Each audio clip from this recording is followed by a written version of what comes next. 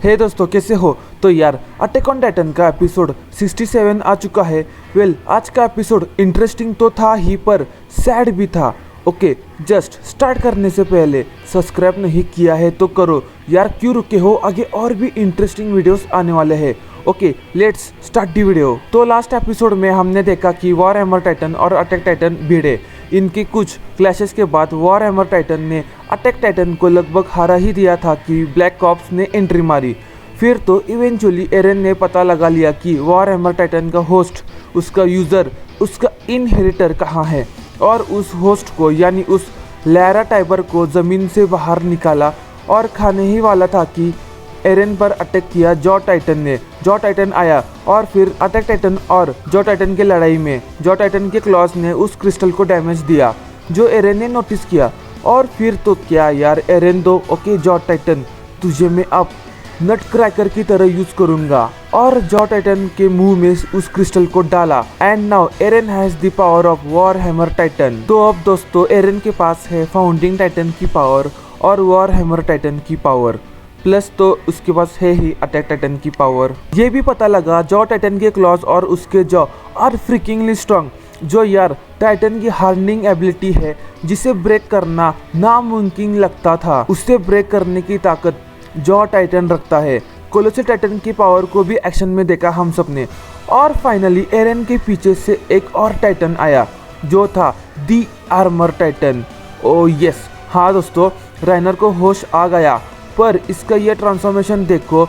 Definitely आप भी देख के बता सकते हो कि ये इनकम्प्लीट ट्रांसफॉर्मेशन है। राइनर ने सीधा एरन पे अटैक किया और एरन ने उसे राइनर को एक ही हिट में गिरा दिया।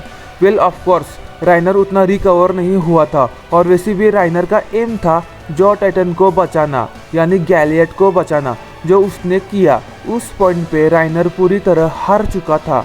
उसी पॉइंट पे एरन के पास मौका था उसे भी खाने का, पर एरन भी अपने लिमिट तक पहुंच चुका था। तो अब जबकि वॉर हैमर टाइटन की ताकत उसे मिल चुकी है, तो यार मिशन पूरा होने के बराबर ही हुआ ना, एरन का काम हो गया। और अब दोस्तों, ब्लैक ऑप्स वापस जाने लगे अपने उस एयरशिप में, ठीक है।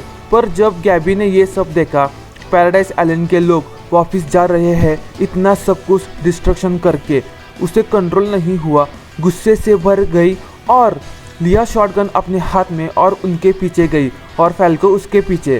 फैल्को ने उसे रोकने की कोशिश की, पर गैबी को रोक नहीं पाया। गैबी ने कहा कि वो सब डेविल्स है, वो सब ट्रू एल्डियंस नहीं है, वो डेविल्स है, उनके वजह से ही हमें ये सब झेलना पड़ रहा है, और उनकी ही वजह से उडो, जोफिया, बाकी सब छोटे बच्चे सब मरे, एडल्ट्स मरे।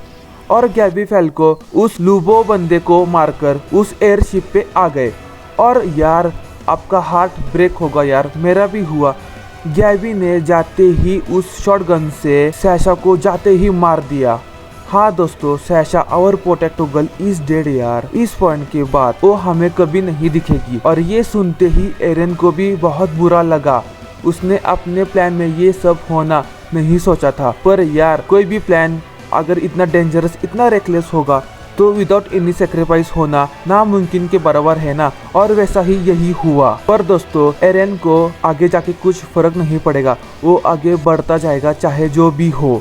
एरन ने ठान लिया था। आपको याद होगा जब एरन और राइनर फर्स्ट टाइम मिले, जब उनकी बातचीत पूरी हुई, तभी एरन ने कहा था कि I will keep moving forward. पर यार, एरन के इस रेकलेस प्लान में तो सैशा की जान गई। गैबी ने भी जो कहा सही था, पर यार आपको तो पता है कि इस सब का करता धरता, इस वॉर का शुरुआत करने वाला और कोई नहीं, खुद मार्ली है, जो फाउंडिंग टाइटन की ताकत की भूखी है, जिसने बहुत सालों तक टाइटन्स भेजे लोगों को बदलकर टाइटन्स में, माइंडलेस टाइटन्स में, पैराडाइज आइलैंड पे, जिससे पैराडाइज आइलैंड पे कई लोग मरे। तो गलती की बात करें तो मार्ली की है, पर अब जो एरन ने किया है, तो दोस्तों गलती दोनों की है। और वैसे भी अब देखा जाए तो उसका कोई फर्क भी नहीं पड़ता, अब वॉर स्टार्ट हो चुकी है। तो अब बात करते हैं इस न्यू बंदे के बारे में, यानी इस एलिना के बारे में।